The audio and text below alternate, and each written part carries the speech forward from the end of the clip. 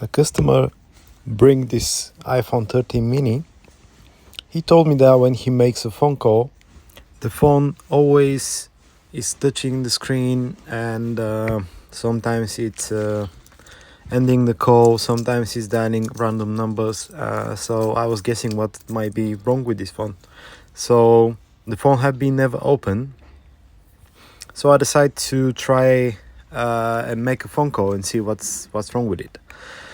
And I remember long time ago, the iPhone 5 screens, they were not coming with the plastic fitting on top, and the proximity sensor was not switching off the screen when you're talking. So I decided to test that one.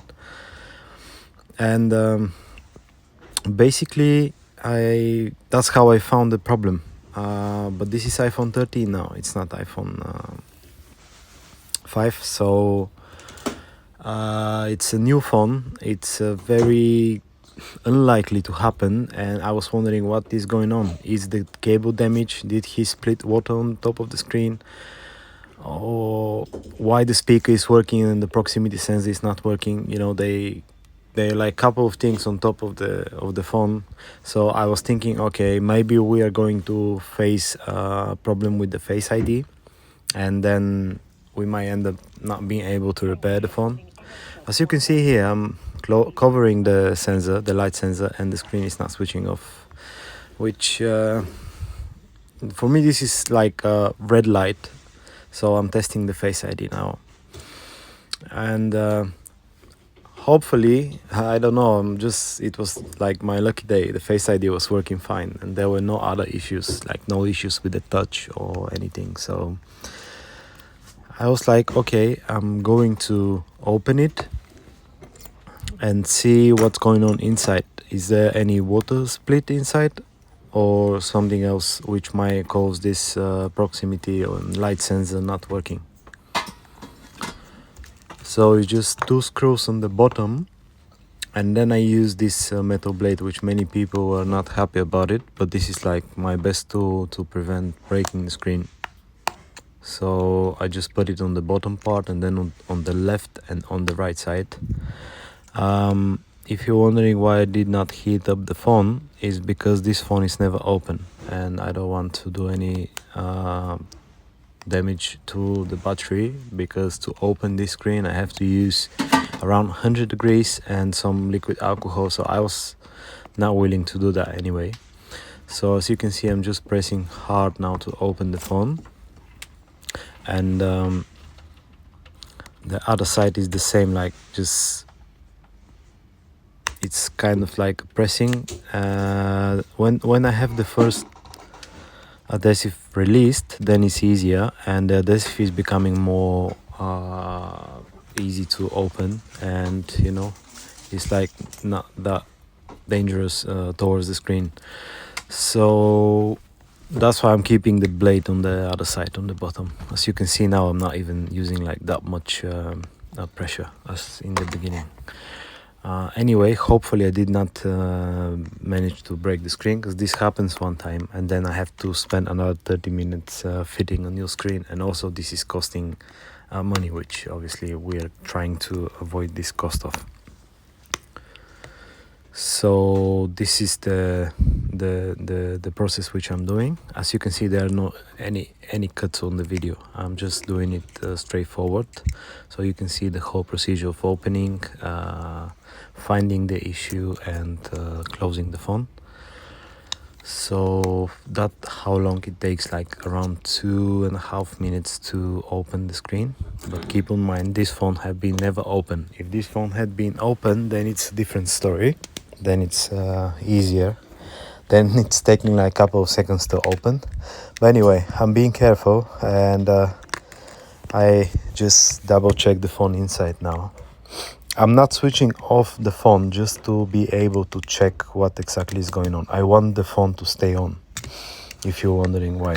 So I open, and I'm looking at the SIM tray. There is like one white sticker. You can see where the SIM card stays on the bottom of the phone. I'm checking all of the stickers. They are white, which means there is no water damage inside. which makes me happier, because if there were water, then we can deal with this phone in a different way. I'm opening now I'm taking out the screws to lift the metal plate which holds the proximity and the light sensor underneath. I want to see if there are any signs of damage. This is normal process, it's normal procedure, and every technician is doing it, so it's nothing special till now. So sometimes, they stick it very well. What I'm doing now is I'm just lifting, and I'm not using any power to damage the sensors. As you can see, there is no damage there, but when I look closely, I saw some of the adhesive. It was actually covering the light sensor.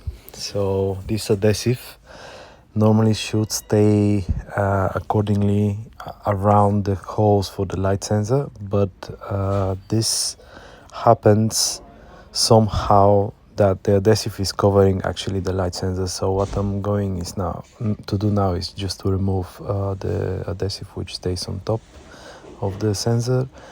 I will fully remove the adhesive, and then I will close the phone to see if my repair managed to go through. Before I was thinking that this phone might be not fixable, because maybe something like internal issue or something else. And because I don't have a Flex 413 mini, I was thinking that we should delay the repair for at least the next day till we manage to get the Flex. It's very rare to happen, so I will install now the SIM card again, and I will do the same test. I will call 111. It's just like a NHS number, but I'm using it for testing. I'm not disturbing anyone when I'm doing these calls, so I will call 111 to see if the issue is fixed. And if the issue is fixed, obviously then I'm just closing the phone and consider this phone as repaired. So this was the moment where I realized that the Flex is causing the issue, and now everything looks fine. So what I'm going to do now is to put back the 3 screws and just to close the phone the same way I open it. I will let customers know about the issue, how the issue was fixed. I might share this video with him as well. What I'm thinking is that this phone will be no more waterproof, so this should be mentioned to the customer. I mean, splash proof is okay, that's fine, still splash, still rain, but underwater this phone will suffer from water damage. And this is because the adhesives which I removed before, to apply back it's easy. I have them, I can just apply them back. The problem is that we don't have this press which only Apple does, the screen press, and this is kind of a screen heating press which is just sticking down the screen onto the frame, and then they have a waterproof testing machine which tests the capability of the phone to be able to sustain the waterproof level. That's why they give them ratings of IP68, 67, 63, 53, whatever. So guys, as you can see, I'm just simply closing the phone. Of course, I will let no customer about this repair. Thanks you all for watching. Please consider subscribing to the channel as the channel grows and my work will grow as well. So thank you for the ones who already subscribed. Thanks for the people who are asking questions. I'm there always to answer. And thank you. See you in the next one. Hopefully this video was educational for you. Hopefully helps you understand the issue with your phone, if you have one. Thanks for watching.